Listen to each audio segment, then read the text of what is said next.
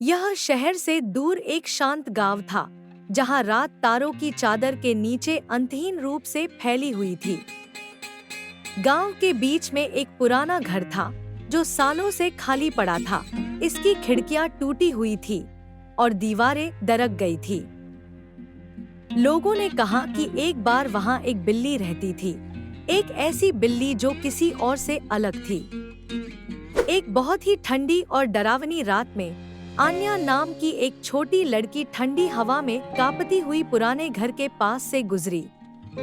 जब वह सामने के गेट से गुजरी, तो उसने कुछ अजीबोगरीब चीज देखी। एक छायादार आकृति घर में घुस रही थी, तेजी से चुपचाप आगे बढ़ रही थी।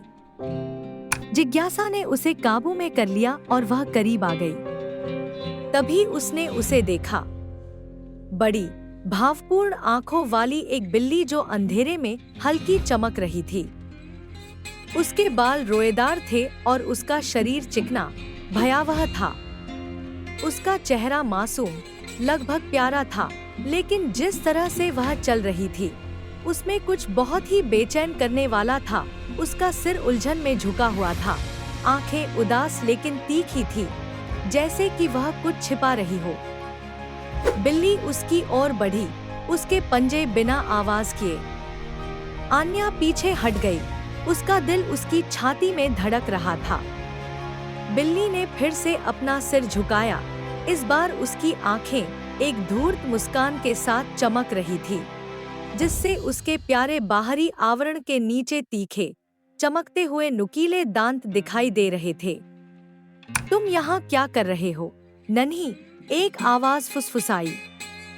लेकिन यह वह आवाज नहीं थी जिसे वह पहचानती थी। बिल्ली का मुंह नहीं हिला था, फिर भी आवाज उसके चारों ओर हवा में भर गई। अब वह प्राणी करीब आ गया था।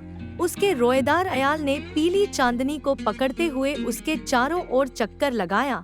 उसकी पूंछ चंचलता से हिल रही थी। आन्या को हवा में ठंडक महसूस हो रही थी। एक भारी अंधेरा उस पर हावी हो रहा था। बिल्ली की हरकतें तेज और अनियमित हो गई थी, मानो वह उसके साथ खेल रही हो। उसका कभी प्यारा, पिक्सर जैसा चेहरा अब एक विकृत मुस्कान में बदल गया था। वह मुड़ी और भाग गई, लेकिन बिल्ली उससे तेज थी। वह उसके आगे दिखाई दी, अपनी चमकती आंखों और तीखे पंजों से उसका रास्ता रोक रही थी। छोटा, अब यहाँ से जाने का कोई रास्ता नहीं है। आवाज फिर से गूंजी, भयावह और काली। आन्या ने जो आखिरी चीज देखी, वह थी उसके नुकीले दांतों की चमक। जब वह उसकी ओर झपटा, हवा में एक भयानक सन्नाटा छा गया। अगली सुबह पुराने घर के सामने केवल मिट्टी में पंजे के निशान बचे थे और हवा में एक नरम, लगभग चंचल घुरघुराहट।